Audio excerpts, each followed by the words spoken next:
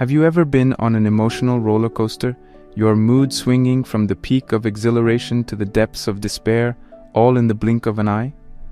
What if I told you there's a way off that ride, a path to mastering your emotions and discovering authentic joy? What if this ancient wisdom, laid out by a Roman philosopher almost 2,000 years ago, could radically alter your perspective on life right now?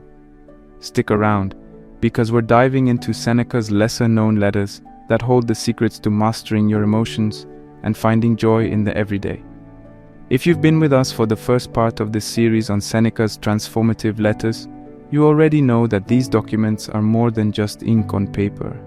They are the whispers of wisdom that have transcended time and space, crossing the millennia to arrive in our digital age. The first video was a journey through 7 of Seneca's most impactful letters, dealing with themes like resilience, personal growth, and human relationships. We talked about becoming invincible, not in the sense of some superhero power, but as a state of mind that equips you to navigate life's challenges with grace and wisdom. In today's video, we're pivoting slightly but significantly. We're focusing on the themes of emotional mastery and the quest for genuine everyday joy. Now you might be thinking, emotions, joy? That's the stuff of self-help books and motivational speakers, not ancient philosophy. But bear with me. Seneca's approach to these universally relevant topics is not only unique, but stunningly applicable, even in the 21st century. So why emotional mastery? Well, if you think about it, emotions pretty much run the show. They dictate how you respond to life's challenges, how you interact with other people, and even how you view yourself. The Stoic philosophy, epitomized by Seneca, provides practical tools for mastering these capricious elements of our human experience. And in doing so, Stoicism opens the door to a more enduring internal form of joy, untouched by external circumstances. And about joy, a term we often throw around loosely. What do we mean? We're not talking about transient happiness that comes from external validation or material possession. We're talking about an internal, deeply rooted joy that serves as a stable foundation for a fulfilling life. We're talking about the kind of joy that doesn't flutter away when things go awry. The kind of joy that even Seneca, a man who lived through political exile and faced execution, could tap into and express in his profound letters. In today's video, we will dissect 5 specific letters where Seneca lays bare his secrets on controlling our emotional selves and finding that elusive, persistent joy. He tackles this grand endeavor from various angles, from the merits of philosophical reflection as a source of joy, to the importance of self-control, moderation, and courage. By the end of this video, we will have built a comprehensive roadmap informed by Seneca to master our emotional landscape and draw joy from the well of everyday life. You might be wondering, are Seneca's letters the ultimate handbook for life? Well, they are a part of a mosaic of wisdom traditions that have enriched human history. However, the unique appeal of these letters lies in their balance of philosophical depth and practical advice. Seneca doesn't just offer grand theories, he boils them down to actionable steps that each one of us can implement starting today. So get comfortable, grab your notepad or your tablet, and prepare for another deep dive into the Stoic wisdom of Seneca. This isn't just a foray into ancient history, it's a quest for a timeless way of living. It's a promise that even amidst the chaos and uncertainty that life often throws our way, we can find grounding, resilience, and yes, joy.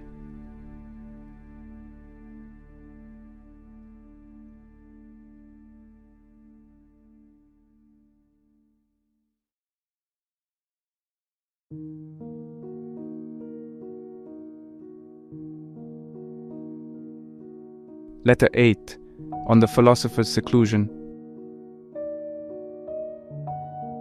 Do you bid me, you say, shun the throng, and withdraw from men, and be content with my own conscience?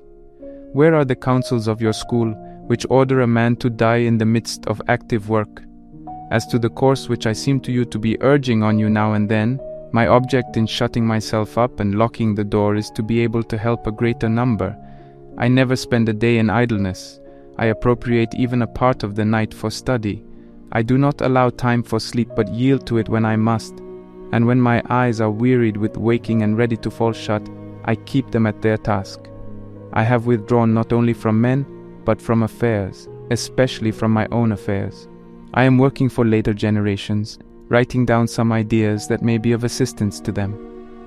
There are certain wholesome counsels, which may be compared to prescriptions of useful drugs. These I am putting into writing, for I have found them helpful in ministering to my own sores, which, if not wholly cured, have at any rate ceased to spread. I point other men to the right path, which I have found late in life when wearied with wandering. I cry out to them, avoid whatever pleases the throng, avoid the gifts of chance, halt before every good which chance brings to you, in a spirit of doubt and fear, for it is the dumb animals and fish that are deceived by tempting hopes. Do you call these things the gifts of fortune?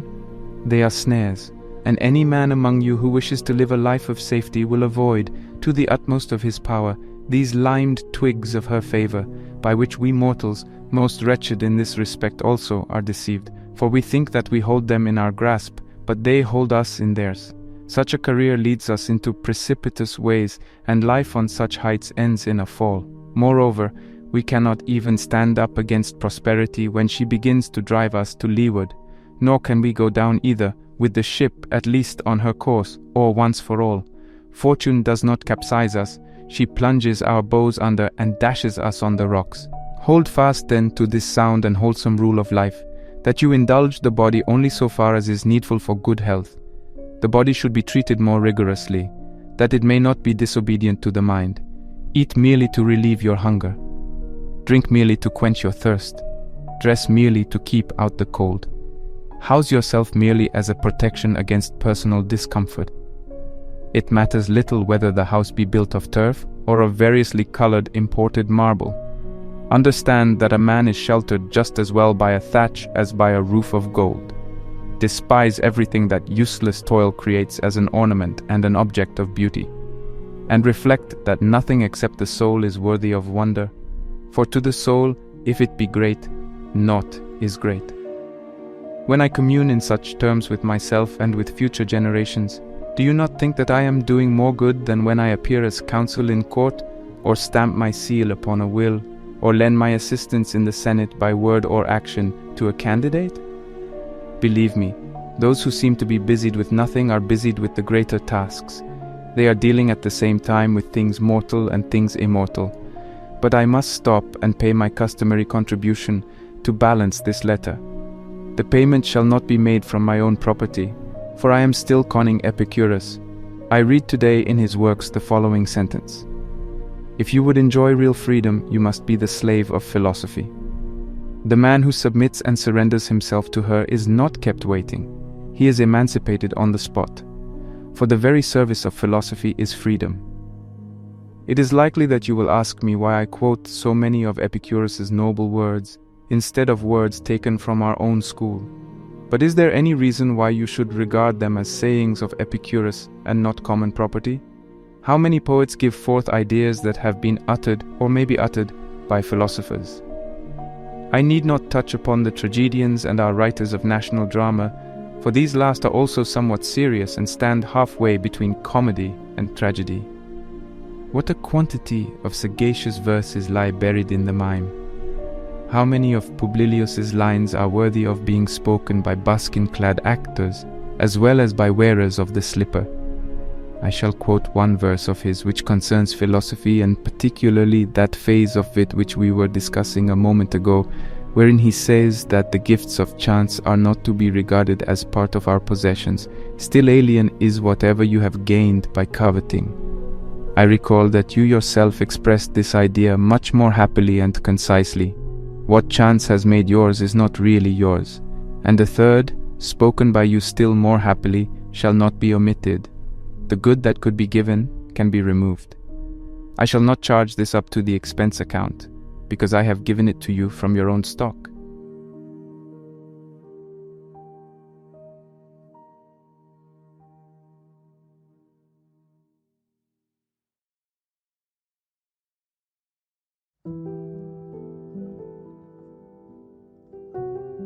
Letter 23, on the true joy which comes from philosophy. Do you suppose that I shall write you how kindly the winter season has dealt with us? A short season and a mild one? Or what a nasty spring we are having? Cold weather out of season? And all the other trivialities which people write when they are at a loss for topics of conversation? No, I shall communicate something which may help both you and myself. And what shall this something be if not an exhortation to soundness of mind? Do you ask what is the foundation of a sound mind? It is not to find joy in useless things. I said that it was the foundation. It is really the pinnacle. We have reached the heights if we know what it is that we find joy in, and if we have not placed our happiness in the control of externals. The man who is goaded ahead by hope of anything, though it be within reach, though it be easy of access, and though his ambitions have never played him false, is troubled and unsure of himself. Above all, my dear Lucilius, make this your business. Learn how to feel joy. Do you think that I am now robbing you of many pleasures when I try to do away with the gifts of chance, when I counsel the avoidance of hope, the sweetest thing that gladdens our hearts? Quite the contrary. I do not wish you ever to be deprived of gladness. I would have it born in your house, and it is born there if only it be inside of you. Other objects of cheer do not fill a man's bosom. They merely smooth his brow and are inconstant, unless perhaps you believe that he who laughs has joy. The very soul must be happy and confident, lifted above every circumstance. Real joy, believe me, is a stern matter. Can one, do you think, despise death with a carefree countenance, or with a blithe and gay expression, as our young dandies are accustomed to say? Or can one thus open his door to poverty, or hold the curb on his pleasures, or contemplate the endurance of pain? He who ponders these things in his heart is indeed full of joy, but it is not a cheerful joy. It is just this joy, however, of which I would have you become the owner, for it will never fail you when once you have found its source. The yield of poor minds is on the surface. Those are really rich whose veins lurk deep, and they will make more bountiful returns to him who delves unceasingly. So too those baubles which delight the common crowd afford but a thin pleasure, laid on as a coating, and even joy that is only plated lacks a real basis. But the joy of which I speak, that to which I am endeavoring to lead you, is something solid, disclosing itself the more fully as you penetrate into it. Therefore, I pray you, my dearest Lucilius, do the one thing that can render you really happy. Cast aside and trample underfoot all the things that glitter outwardly and are held out to you by another, or as obtainable from another. Look toward the true good, and rejoice only in that which comes from your own store. And what do I mean by from your own store? I mean from your very self, that which is the best part of you. The frail body also, even though we can accomplish nothing without it, is to be regarded as necessary rather than as important. It involves us in vain pleasures, short-lived and soon to be regretted, which, unless they are reined in by extreme self-control, will be transformed into the opposite. This is what I mean. Pleasure, unless it has been kept within bounds, tends to rush headlong into the abyss of sorrow. But it is hard to keep within bounds in that which you believe to be good. The real good may be coveted with safety. Do you ask me what this real good is and whence it derives? I will tell you. It comes from a good conscience, from honorable purposes, from right actions, from contempt of the gifts of chance, from an even and calm way of living which treads but one path. For men who leap from one purpose to another, or do not even leap but are carried over by a sort of hazard, how can such wavering and unstable persons possess any good that is fixed and lasting? There are only a few who control themselves and their affairs by a guiding purpose. The rest do not proceed. They are merely swept along like objects afloat in a river. And of these objects, some are held back by sluggish waters and are transported gently. Others are torn along by a more violent current. Some which are nearest the bank are left there as the current slackens, and others are carried out to sea by the onrush of the stream. Therefore we should decide what we wish, and abide by the decision. Now is the time for me to pay my debt. I can give you a saying of your friend Epictetus, and thus clear this letter of its obligation. It is bothersome always to be beginning life. Or another, which will perhaps express the meaning better. They live ill who are always beginning to live. You are right in asking why. the saying certainly stands in need of a commentary. It is because the life of such persons is always incomplete. But a man cannot stand prepared for the approach of death if he has just begun to live. We must make it our aim already to have lived long enough. No one deems that he has done so if he is just on the point of planning his life. You need not think that there are few of this kind.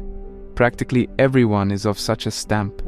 Some men indeed only begin to live when it is time for them to leave off living. And if this seems surprising to you, I shall add that which will surprise you still more. Some men have left off living before they have begun.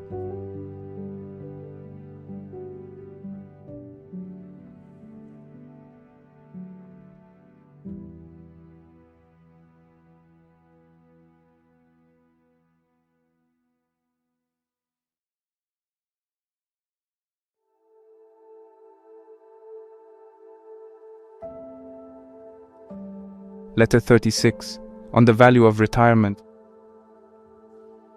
Encourage your friend to despise stout-heartedly those who upbraid him because he has sought the shade of retirement and has abdicated his career of honors, and, though he might have attained more, has preferred tranquility to them all. Let him prove daily to these detractors how wisely he has looked out for his own interests. Those whom men envy will continue to march past him, some will be pushed out of the ranks, and others will fall. Prosperity is a turbulent thing. It torments itself. It stirs the brain in more ways than one, goading men on to various aims, some to power and others to high living. Some it puffs up, others it slackens and wholly enervates. But, the retort comes, so-and-so carries his prosperity well. Yes, just as he carries his liquor. So you need not let this class of men persuade you that one who is besieged by the crowd is happy. They run to him as crowds rush for a pool of water, rendering it muddy while they drain it. But you say, men call our friend a trifler and a sluggard. There are men you know whose speech is awry who use the contrary terms. They called him happy. What of it?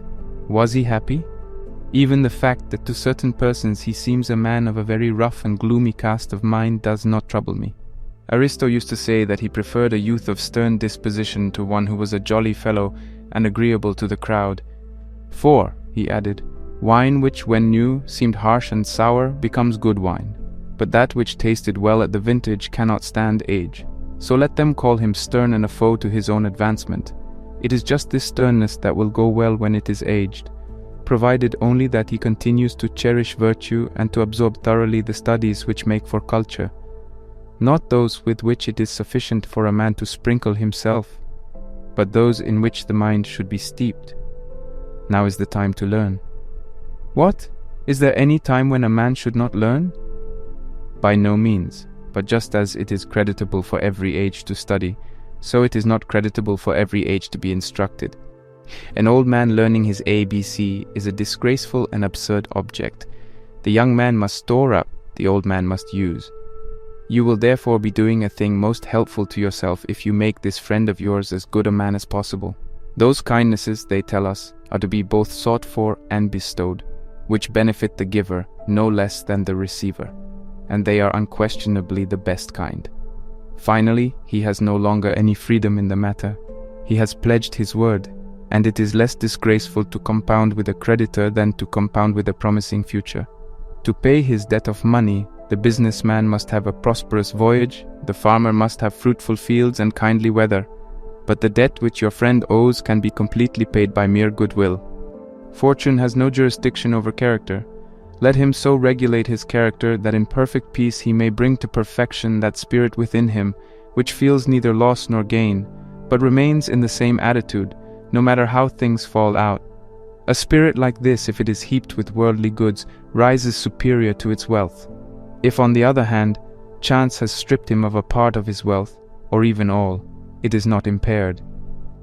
If your friend had been born in Parthia, he would have begun, when a child, to bend the bow.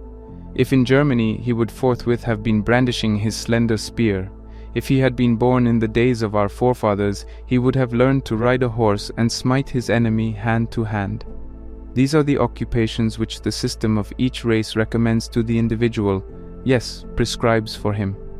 To what then shall this friend of yours devote his attention?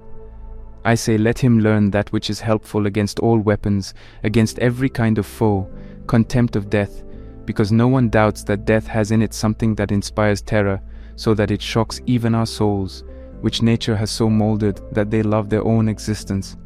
For otherwise, there would be no need to prepare ourselves, and to whet our courage, to face that towards which we should move with a sort of voluntary instinct, precisely as all men tend to preserve their existence. No man learns a thing in order that, if necessity arises, he may lie down with composure upon a bed of roses. But he steels his courage to this end, that he may not surrender his plighted faith to torture, and that, if need be, he may someday stay out his watch in the trenches, even though wounded, without even leaning on his spear, because sleep is likely to creep over men who support themselves by any prop whatsoever. In death there is nothing harmful, for there must exist something to which it is harmful. And yet, if you are possessed by so great a craving for a longer life, reflect that none of the objects which vanish from our gaze and are reabsorbed into the world of things from which they have come forth and are soon to come forth again is annihilated. They merely end their course and do not perish. And death, which we fear and shrink from, merely interrupts life but does not steal it away. The time will return when we shall be restored to the light of day. And many men would object to this were they not brought back in forgetfulness of the past. But I mean to show you later with more care that everything which seems to perish merely changes. Since you are destined to return, you ought to depart with a tranquil mind. Mark how the round of the universe repeats its course. You will see that no star in our firmament is extinguished, but that they all set and rise in alternation. Summer has gone, but another year will bring it again. Winter lies low, but will be restored by its own proper months. Night has overwhelmed the sun, but day will soon rout the night again. The wandering stars retrace their former courses. A part of the sky is rising unceasingly, and a part is sinking. One word more, and then I shall stop. Infants and boys and those who have gone mad have no fear of death, and it is most shameful if reason cannot afford us that peace of mind to which they have been brought by their folly.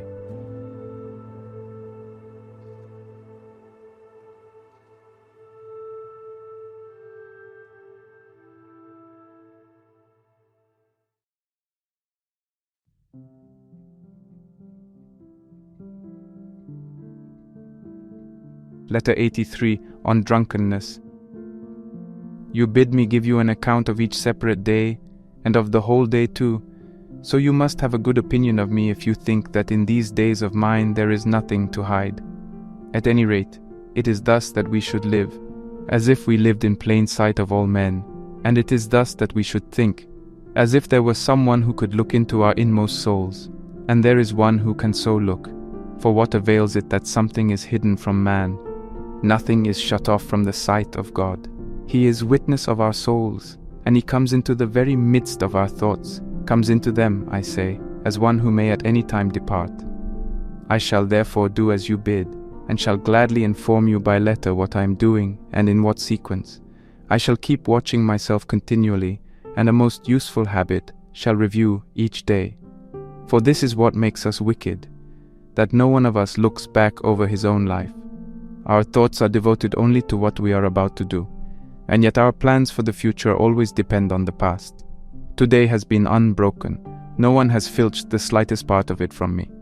The whole time has been divided between rest and reading.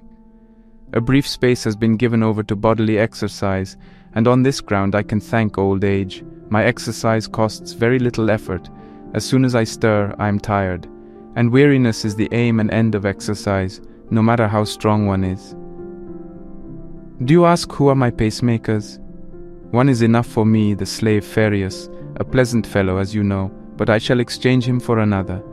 At my time of life I need one who is of still more tender years. Farius at any rate says that he and I are at the same period of life, for we are both losing our teeth. Yet even now I can scarcely follow his pace as he runs, and within a very short time I shall not be able to follow him at all, so you see what profit we get from daily exercise. Very soon does a wide interval open between two persons who travel different ways. My slave is climbing up at the very moment when I am coming down, and you surely know how much quicker the latter is. Nay, I was wrong, for now my life is not coming down, it is falling outright. Do you ask, for all that, how our race resulted today? We raced to a tie, something which rarely happens in a running contest. After tiring myself out in this way, for I cannot call it exercise, I took a cold bath. This, at my house, means just short of hot. I, the former cold water enthusiast, who used to celebrate the new year by taking a plunge into the canal, who just as naturally as I would set out to do some reading or writing or to compose a speech, used to inaugurate the first of the year with a plunge into the Virgo aqueduct, have changed my allegiance, first to the Tiber and then to my favorite tank, which is warmed only by the sun, at times when I am most robust and when there is not a flaw in my bodily processes. I have very little energy left for bathing. After the bath, some stale bread and breakfast without a table. No need to wash the hands after such a meal. Then comes a very short nap. You know my habit. I avail myself of a scanty bit of sleep, unharnessing as it were, for I am satisfied if I can just stop staying awake. Sometimes I know that I have slept. At other times, I have a mere suspicion. Lo, now the din of the races sounds about me. My ears are smitten with sudden and general cheering, but this does not upset my thoughts or even break their continuity. I can endure an uproar with complete resignation. The medley of voices blended in one note sounds to me like the dashing of waves, or like the wind that lashes the treetops, or like any other sound which conveys no meaning. What is it then, you ask, to which I have been giving my attention? I will tell you, a thought sticks in my mind left over from yesterday, namely, what men of the greatest sagacity have meant when they have offered the most trifling and intricate proofs for problems of the greatest importance, proofs which may be true, but nonetheless resemble fallacies. Zeno, that greatest of men, the revered founder of our brave and holy school of philosophy, wishes to discourage us from drunkenness. Listen then to his arguments proving that the good man will not get drunk. No one entrusts a secret to a drunken man, but one will entrust a secret to a good man. Therefore the good man will not get drunk. How ridiculous Zeno is made when we set up a similar syllogism in contrast with his. There are many, but one will be enough. No one entrusts a secret to a man when he is asleep, but one entrusts a secret to a good man. Therefore the good man does not go to sleep.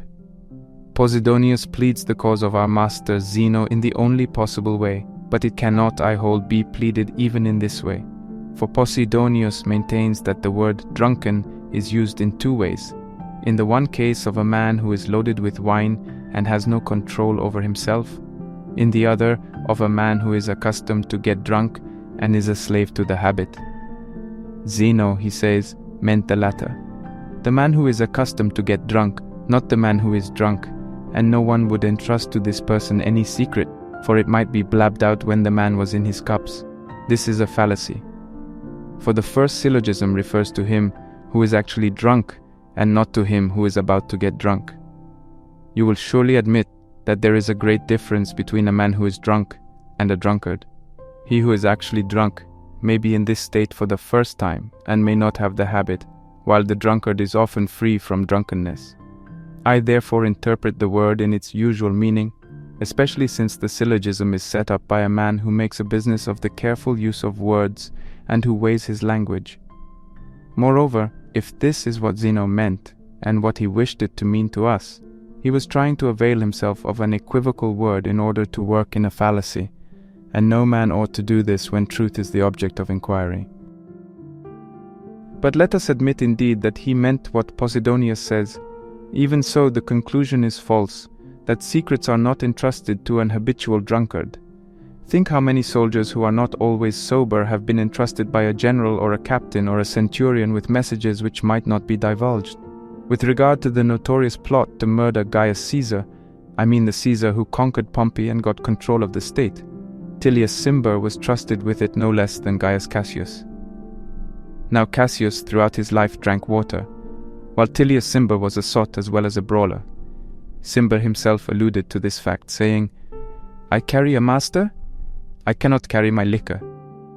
So let each one call to mind those who to his knowledge can be ill-trusted with wine, but well-trusted with the spoken word.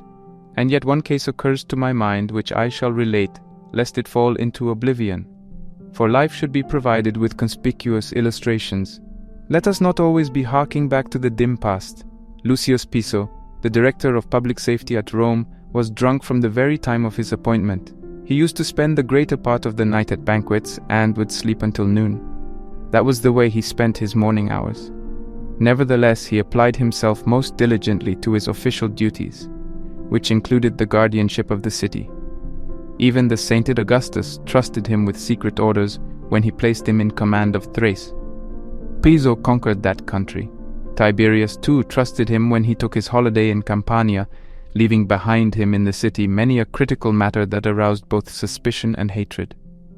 I fancy that it was because Piso's drunkenness turned out well for the emperor that he appointed to the office of city prefect Cossus, a man of authority and balance, but so soaked and steeped in drink that once, at a meeting of the Senate, whither he had come after banqueting, he was overcome by a slumber from which he could not be roused, and had to be carried home. It was to this man that Tiberius sent many orders, written in his own hand, orders which he believed he ought not to trust even to the officials of his household.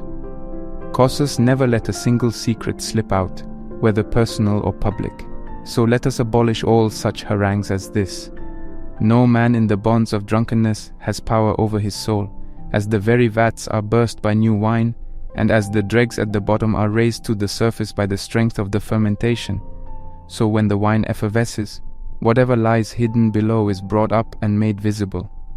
As a man overcome by liquor cannot keep down his food when he has overindulged in wine, so he cannot keep back a secret either. He pours forth impartially both his own secrets and those of other persons. This, of course, is what commonly happens, but so does this, that we take counsel on serious subjects with those whom we know to be in the habit of drinking freely. Therefore this proposition, which is laid down in the guise of a defense of Zeno's syllogism, is false, that secrets are not entrusted to the habitual drunkard. How much better it is to arraign drunkenness frankly and to expose its vices. For even the middling good man avoids them, not to mention the perfect sage, who is satisfied with slaking his thirst. The sage, even if now and then he is led on by good cheer, which for a friend's sake is carried somewhat too far, yet always stops short of drunkenness. We shall investigate later the question whether the mind of the sage is upset by too much wine and commits follies like those of the toper.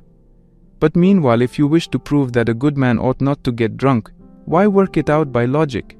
Show how base it is to pour down more liquor than one can carry, and not to know the capacity of one's own stomach. Show how often the drunkard does things which make him blush when he is sober. State that drunkenness is nothing but a condition of insanity purposely assumed. Prolong the drunkard's condition to several days. Will you have any doubt about his madness? Even as it is, the madness is no less. It merely lasts a shorter time. Think of Alexander of Macedon, who stabbed Cletus, his dearest and most loyal friend, at a banquet. After Alexander understood what he had done, he wished to die, and assuredly he ought to have died. Drunkenness kindles and discloses every kind of vice, and removes the sense of shame that veils our evil undertakings. For more men abstain from forbidden actions because they are ashamed of sinning than because their inclinations are good.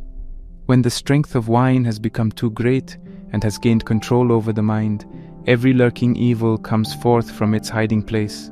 Drunkenness doesn't create vice, it merely brings it into view. At such times the lustful man does not wait even for the privacy of a bedroom, but without postponement gives free play to the demands of his passions. At such times the unchaste man proclaims and publishes his malady. At such times your cross-grained fellow does not restrain his tongue or his hand. The haughty man increases his arrogance, the ruthless man his cruelty, the slanderer his spitefulness. Every vice is given free play and comes to the front. Besides, we forget who we are. We utter words that are halting and poorly enunciated. The glance is unsteady, the step falters, the head is dizzy. The very ceiling moves about as if a cyclone were whirling the whole house, and the stomach suffers torture when the wine generates gas and causes our very bowels to swell. However, at the time, these troubles can be endured, so long as the man retains his natural strength. But what can he do when sleep impairs his powers, and when that which was drunkenness becomes indigestion? Think of the calamities caused by drunkenness in a nation. This evil has betrayed to their enemies the most spirited and warlike races. This evil has made breaches in walls defended by the stubborn warfare of many years. This evil has forced under alien sway peoples who were utterly unyielding and defiant of the yoke. This evil has conquered by the wine cup those who in the field were invincible.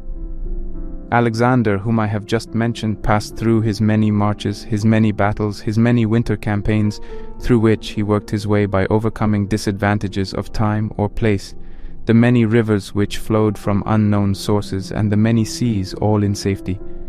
It was intemperance in drinking that laid him low, and the famous death-dealing bowl of Hercules. What glory is there in carrying much liquor? When you have won the prize, and the other banqueters, sprawling asleep or vomiting, have declined your challenge to still other toasts, when you are the last survivor of the revels, when you have vanquished everyone by your magnificent show of prowess, and there is no man who has proved himself of so great capacity as you are vanquished by the cask. Mark Antony was a great man, a man of distinguished ability, but what ruined him and drove him into foreign habits and un-Roman vices, if it was not drunkenness and no less potent than wine love of Cleopatra? This it was that made him an enemy of the state.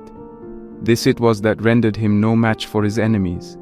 This it was that made him cruel when, as he sat at table, the heads of the leaders of the state were brought in, when amid the most elaborate feasts and royal luxury he would identify the faces and hands of men whom he had proscribed, or when, though heavy with wine, he yet thirsted for blood. It was intolerable that he was getting drunk while he did such things. How much more intolerable that he did these things while actually drunk. Cruelty usually follows wine-bibbing, for a man's soundness of mind is corrupted and made savage. Just as a lingering illness makes men querulous and irritable and drives them wild at the least crossing of their desires, so continued bouts of drunkenness bestialize the soul. For when people are often beside themselves, the habit of madness lasts on, and the vices which liquor generated retain their power even when the liquor is gone. Therefore you should state why the wise man ought not to get drunk. Explain by facts and not by mere words the hideousness of the thing and its haunting evils. Do that which is easiest of all. Demonstrate that what men call pleasures are punishments as soon as they have exceeded due bounds. For if you try to prove that the wise man can souse himself with much wine, and yet keep his course straight, even though he be in his cups, you may go on to infer by syllogisms that he will not die if he swallows poison, that he will not sleep if he takes a sleeping potion, that he will not vomit and reject the matter which clogs his stomach when you give him hellebore. But when a man's feet totter and his tongue is unsteady, what reason have you for believing that he is half sober and half drunk?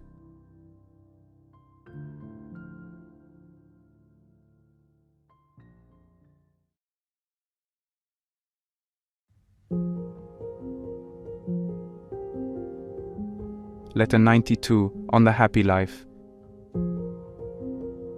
You and I will agree, I think, that outward things are sought for the satisfaction of the body, that the body is cherished out of regard for the soul, and that in the soul there are certain parts which minister to us, enabling us to move and to sustain life, bestowed upon us just for the sake of the primary part of us.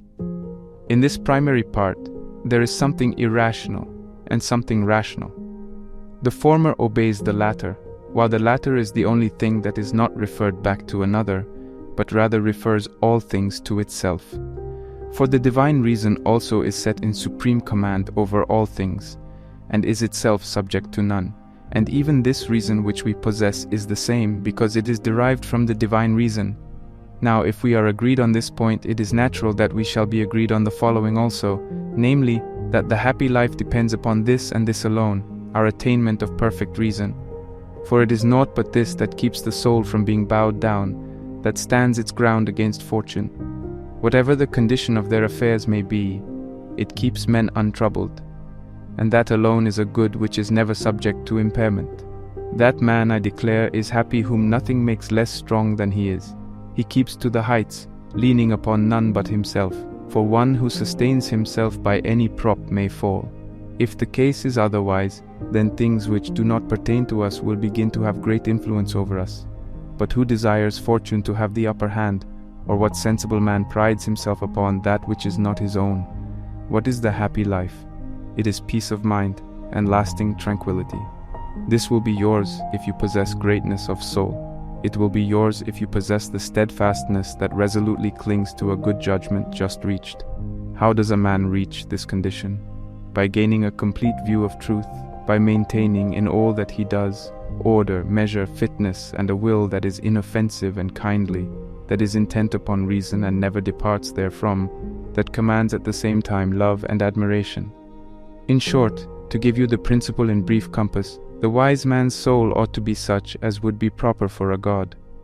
What more can one desire who possesses all honorable things? For if dishonorable things can contribute to the best estate, then there will be the possibility of a happy life under conditions which do not include an honorable life. And what is more base or foolish than to connect the good of a rational soul with things irrational? Yet there are certain philosophers who hold that the supreme good admits of increase, because it is hardly complete when the gifts of fortune are adverse. Even Antipater, one of the great leaders of this school, admits that he ascribes some influence to externals, though only a very slight influence. You see, however, what absurdity lies in not being content with the daylight unless it is increased by a tiny fire. What importance can a spark have in the midst of this clear sunlight? If you are not contented with only that which is honorable, it must follow that you desire in addition either the kind of quiet which the Greeks call undisturbedness, or else pleasure. But the former may be attained in any case, for the mind is free from disturbance when it is fully free to contemplate the universe, and nothing distracts it from the contemplation of nature. The second pleasure is simply the good of cattle. We are but adding the irrational to the rational, the dishonorable to the honorable. A pleasant physical sensation affects this life of ours. Why, therefore, do you hesitate to say that all is well with a man just because all is well with his appetite? And do you rate, I will not say among heroes, but among men, the person whose supreme good is a matter of flavors and colors and sounds? Nay, let him withdraw from the ranks of this, the noblest class of living beings, second only to the gods. Let him herd with the dumb brutes, an animal whose delight is in fodder. The irrational part of the soul is twofold. The one part is spirited, ambitious, uncontrolled. Its seat is in the passions. The other is lowly, sluggish, and devoted to pleasure. Philosophers have neglected the former, which, though unbridled, is yet better, and is certainly more courageous and more worthy of a man, and have regarded the latter, which is nerveless and ignoble, as indispensable to the happy life. They have ordered reason to serve this latter. They have made the supreme good of the noblest living being an abject and mean affair, and a monstrous hybrid too, composed of various members which harmonize but ill. For as our Virgil describing Scylla says, above, a human face and maiden's breast, a beauteous breast. Below, a monster huge of bulk and shapeless, with a dolphin's tail joined to a wolf-like belly. And yet to this Scylla are tacked on the forms of wild animals, dreadful and swift. But from what monstrous shapes have these wiseacres compounded wisdom? Man's primary art is virtue itself. There is joined to this the useless and fleeting flesh, fitted only for the reception of food, as Posidonius remarks. This divine virtue ends in foulness, and to the higher parts, which are worshipful and heavenly, there is fastened a sluggish and flabby animal. As for the second desideratum, quiet, although it would indeed not of itself be of any benefit to the soul, yet it would relieve the soul of hindrances. Pleasure, on the contrary, actually destroys the soul and softens all its vigor. What elements so inharmonious as these can be found united? To that which is most vigorous is joined that which is most sluggish, to that which is austere, that which is far from serious, to that which is most holy, that which is unrestrained, even to the point of impurity. What then, comes the retort, if good health, rest, and freedom from pain are not likely to hinder virtue, shall you not seek all these? Of course I shall seek them, but not because they are goods. I shall seek them because they are according to nature, and because they will be acquired through the exercise of good judgment on my part.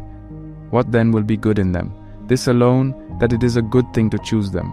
For when I don suitable attire, or walk as I should, or dine as I ought to dine, it is not my dinner, or my walk, or my dress that are goods, but the deliberate choice which I show in regard to them, as I observe, in each thing I do, a mean that conforms with reason. Let me also add that the choice of neat clothing is a fitting object of a man's efforts, for man is by nature a neat and well-groomed animal. Hence the choice of neat attire and not neat attire in itself is a good, since the good is not in the thing selected, but in the quality of the selection. Our actions are honorable, but not the actual things which we do. And you may assume that what I have said about dress applies also to the body. For nature has surrounded our soul with the body as with a sort of garment. The body is its cloak. But who has ever reckoned the value of clothes by the wardrobe which contained them? The scabbard does not make the sword good or bad. Therefore, with regard to the body, I shall return the same answer to you, that if I have the choice, I shall choose health and strength, but that the good involved will be my judgment regarding these things, and not the things themselves. Another retort is, granted that the wise man is happy, nevertheless he does not attain the supreme good which we have defined, unless the means also which nature provides for its attainment are at his call. So, while one who possesses virtue cannot be unhappy, yet one cannot be perfectly happy if one lacks such natural gifts as health or soundness of limb. But in saying this, you grant the alternative which seems the more difficult to believe, that the man who is in the midst of unremitting and extreme pain is not wretched, nay, is even happy. And you deny that which is much less serious, that he is completely happy. And yet, if virtue can keep a man from being wretched, it will be an easier task for it to render him completely happy. For the difference between happiness and complete happiness is less than that between wretchedness and happiness. Can it be possible that a thing which is so powerful as to snatch a man from disaster and place him among the happy cannot also accomplish what remains and render him supremely happy? Does its strength fail at the very top of the climb? There are in life things which are advantageous and disadvantageous, both beyond our control. If a good man, in spite of being weighed down by all kinds of disadvantages, is not wretched, how is he not supremely happy, no matter if he does lack certain advantages? For as he is not weighted down to wretchedness by his burden of disadvantages, so he is not withdrawn from supreme happiness through lack of any advantages. Nay, he is just as supremely happy without the advantages as he is free from wretchedness, though under the load of his disadvantages.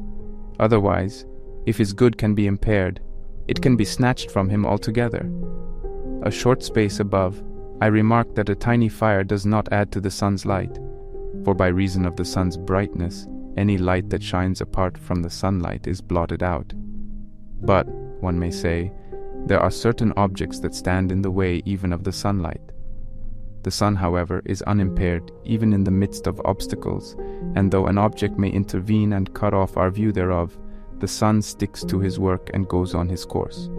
Whenever he shines forth from amid the clouds, he is no smaller nor less punctual either than when he is free from clouds, since it makes a great deal of difference whether there is merely something in the way of his light or something which interferes with his shining.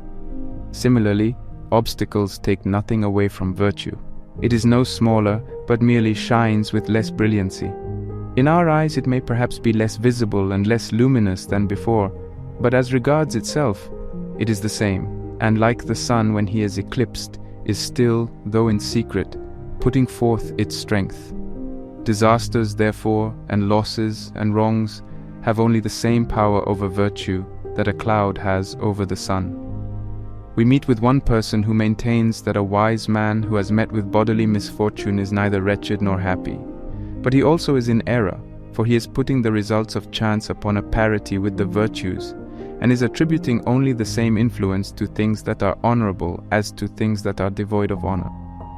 But what is more detestable and more unworthy than to put contemptible things in the same class with things worthy of reverence? For reverence is due to justice, duty, loyalty, bravery, and prudence. On the contrary, those attributes are worthless, with which the most worthless men are often blessed in fuller measure, such as a sturdy leg, strong shoulders, good teeth, and healthy and solid muscles. Again, if the wise man whose body is a trial to him shall be regarded as neither wretched nor happy, but shall be left in a sort of halfway position, his life also will be neither desirable nor undesirable. But what is so foolish as to say that the wise man's life is not desirable? And what is so far beyond the bounds of credence as the opinion that any life is neither desirable nor undesirable? Again, if bodily ills do not make a man wretched, they consequently allow him to be happy. For things which have no power to change his condition for the worse have not the power either to disturb that condition when it is at its best. But someone will say, we know what is cold and what is hot. A lukewarm temperature lies between. Similarly, A is happy and B is wretched, and C is neither happy nor wretched. I wish to examine this figure, which is brought into play against us. If I add to your lukewarm water a larger quantity of cold water, the result will be cold water. But if I pour in a larger quantity of hot water, the water will finally become hot. In the case, however, of your man who is neither wretched nor happy, no matter how much I add to his troubles, he will not be unhappy, according to your argument. Hence your figure offers no analogy. Again, suppose that I set before you a man who is neither miserable nor happy. I add blindness to his misfortunes. He is not rendered unhappy. I cripple him. He is not rendered unhappy. I add afflictions which are unceasing and severe. He is not rendered unhappy. Therefore, one whose life is not changed to misery by all these ills is not dragged by them either from his life of happiness. Then if, as you say, the wise man cannot fall from happiness to wretchedness, he cannot fall into non-happiness. For how, if one has begun to slip, can one stop at any particular place? That which prevents him from rolling to the bottom keeps him at the summit. Why, you urge, may not a happy life possibly be destroyed? It cannot even be disjointed, and for that reason virtue is itself of itself sufficient for the happy life. But, it is said, is not the wise man happier if he has lived longer and has been distracted by no pain than one who has always been compelled to grapple with evil fortune? Answer me now, is he any better or more honorable? If he is not, then he is not happier either. In order to live more happily, he must live more rightly. If he cannot do that, then he cannot live more happily either. Virtue cannot be strained tighter, and therefore neither can the happy life, which depends on virtue. For virtue is so great a good that it is not affected by such insignificant assaults upon it as shortness of life, pain, and the various bodily vexations. For pleasure does not deserve that. Virtue should even glance at it. Now what is the chief thing in virtue? It is the quality of not needing a single day beyond the present, and of not reckoning up the days that are ours. In the slightest possible moment of time, virtue completes an eternity of good. These goods seem to us incredible and transcending man's nature, for we measure its grandeur by the standard of our own weakness, and we call our vices by the name of virtue. Furthermore, does it not seem just as incredible that any man in the midst of extreme suffering should say, I am happy? And yet this utterance was heard in the very factory of pleasure, when Epictetus said, Today and one other day have been the happiest of all. Although in the one case he was tortured by strangury, and in the other by the incurable pain of an ulcerated stomach. Why then should those goods which virtue bestows be incredible in the sight of us, who cultivate virtue, when they are found even in those who acknowledge pleasure as their mistress? These also, ignoble and base-minded as they are, declare that even in the midst of excessive pain and misfortune, the wise man will be neither wretched nor happy. And yet this also is incredible, nay, still more incredible than the other case. For I do not understand how, if virtue falls from her heights, she can help being hurled all the way to the bottom. She either must preserve one in happiness, or if driven from this position, she will not prevent us from becoming unhappy. If virtue only stands her ground, she cannot be driven from the field. She must either conquer or be conquered. But some say, only to the immortal gods is given virtue and the happy life. We can attain but the shadow, as it were, and semblance of such goods as theirs. We approach them, but we never reach them. Reason, however, is a common attribute of both gods and men. In the gods it is already perfected. In us it is capable of being perfected. But it is our vices that bring us to despair, for the second class of rational being, man, is of an inferior order, a guardian, as it were, who is too unstable to hold fast to what is best, his judgment still wavering and uncertain. He may require the faculties of sight and hearing, good health, a bodily exterior that is not loathsome, and besides greater length of days conjoined with an unimpaired constitution. Though by means of reason he can lead a life which will not bring regrets, yet there resides in this imperfect creature, man, a certain power that makes for badness, because he possesses a mind which is easily moved to perversity. Suppose, however, the badness which is in full view, and has previously been stirred to activity, to be removed. The man is still not a good man, but he is being molded to goodness. One, however, in whom there is lacking any quality that makes for goodness, is bad. But he in whose body virtue dwells and spirit air present is equal to the gods. Mindful of his origin, he strives to return thither. No man does wrong in attempting to regain the heights from which he once came down. And why should you not believe that something of divinity exists in one who is a part of God? All this universe which encompasses us is one, and it is God. We are associates of God, we are His members. Our soul has capabilities, and is carried thither, if vices do not hold it down. Just as it is the nature of our bodies to stand erect and look upward to the sky, so the soul, which may reach out as far as it will, was framed by nature to this end, that it should desire equality with the gods. And if it makes use of its powers, and stretches upward into its proper region, it is by no alien path that it struggles toward the heights. It would be a great task to journey heavenwards. The soul but returns thither. When once it has found the road, it boldly marches on, scornful of all things. It casts no backward glance at wealth, gold and silver, things which are fully worthy of the gloom in which they once lay. It values not by the sheen which smites the eyes of the ignorant, but by the mire of ancient days, whence our greed first detached and dug them out. The soul, I affirm, knows that riches are stored elsewhere than in men's heaped-up treasure houses, that it is the soul, and not the strong box, which should be filled.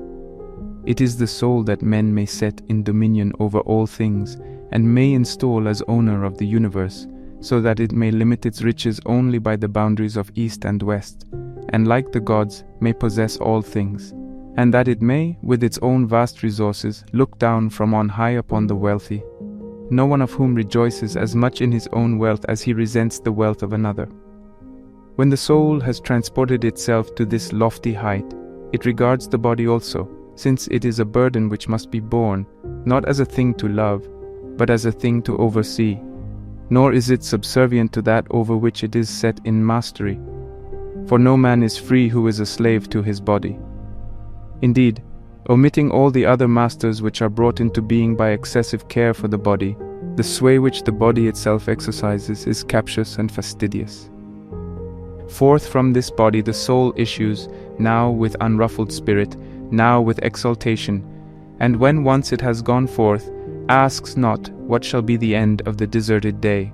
No, just as we do not take thought for the clippings of the hair and the beard, even so that divine soul, when it is about to issue forth from the mortal man, regards the destination of its earthly vessel, whether it be consumed by fire, or shut in by a stone, or buried in the earth, or torn by wild beasts, as being of no more concern to itself than is the afterbirth to a child just born. And whether this body shall be cast out and plucked to pieces by birds, or devoured when thrown to the sea dogs as prey, how does that concern him who is nothing? Nay, even when it is among the living, the soul fears nothing that may happen to the body after death. For though such things may have been threats, they were not enough to terrify the soul previous to the moment of death. It says, I am not frightened by the executioner's hook, nor by the revolting mutilation of the corpse which is exposed to the scorn of those who would witness the spectacle. I ask no man to perform the last rites for me. I entrust my remains to none. Nature has made provision that none shall go unburied. Time will lay away one whom cruelty has cast forth. Those were eloquent words which Maecenas uttered. I want no tomb, for nature doth provide for outcast bodies burial. You would imagine that this was the saying of a man of strict principles. He was indeed a man of noble and robust native gifts, but in prosperity he impaired these gifts by laxness. Farewell.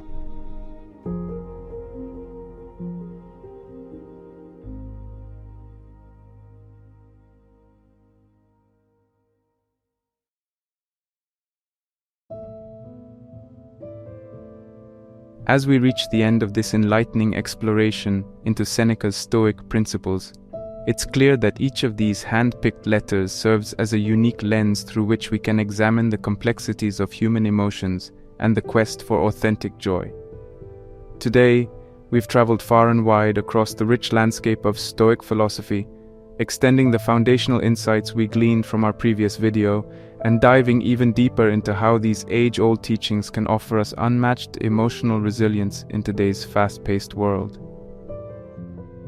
The guiding principle that ties all these letters together is the Stoic focus on internal over external, a pivot toward our inner selves to find the stability, contentment, and emotional resilience that the outside world cannot provide. By seeking seclusion for self-reflection, as mentioned in the first letter, we arm ourselves with the mental clarity needed to tackle life's many complexities.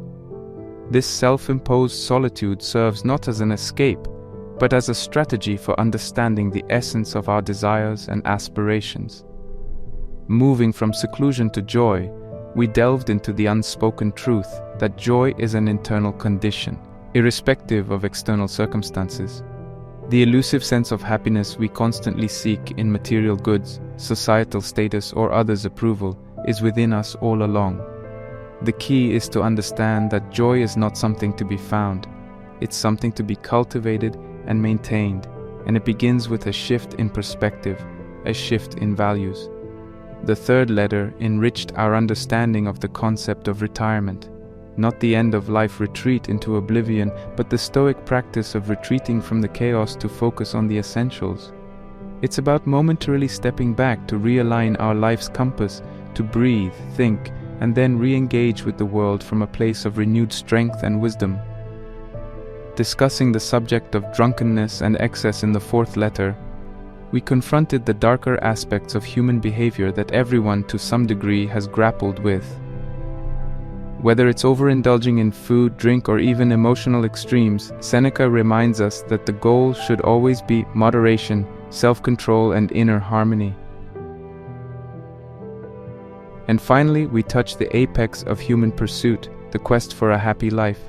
This is not a transient emotional state, but a lasting condition of well-being, rooted in ethical living, mindfulness, and a genuine understanding of our place in the cosmic order. It's as if each letter serves as a stepping stone, helping us cross the turbulent river of existence towards a state of invulnerable joy and emotional equilibrium. The Stoic truths in these letters serve not just as philosophical ideas to ponder, but as actionable insights to apply here and now. So here's my call to action for you. Take just one of these principles, whether it's the strategy of seclusion for self-reflection, the internal cultivation of joy, the wisdom of tactical withdrawal, the mastery of self-control, or the pursuit of genuine happiness, and apply it consciously for the next week. Make a daily habit of it, and then take a moment to observe how it transforms your emotional landscape. Allow Seneca's wisdom to not just enter your mind, but to permeate your life. It's one thing to be moved emotionally by philosophy, but it's another to be transformed by it. And that's the challenge I leave you with today. Don't just be a passive receiver of wisdom, be an active participant in your own transformation. The journey toward emotional mastery and genuine joy is not a spectator sport. It's the very essence of life.